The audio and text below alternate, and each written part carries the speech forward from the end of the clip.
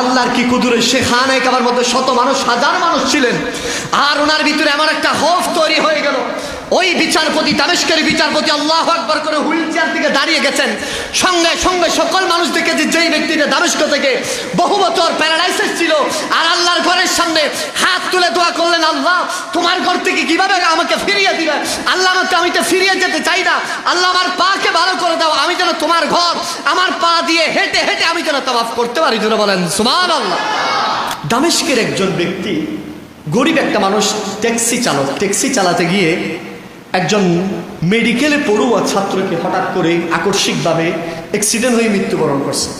মৃত্যুবরণ যখন এই ট্যাক্সি ড্রাইভার গরিব মানুষটা করে দেখেন কি করবে, ওই দামেস্কের একজন বড় একজন আলেম, শেখ আইওয়াজ, অনেক বড় একজন আলেম ছিলেন, একজন আল্লাহর বুজুর্গ ছিলেন, ওনার কাছে গেলেন,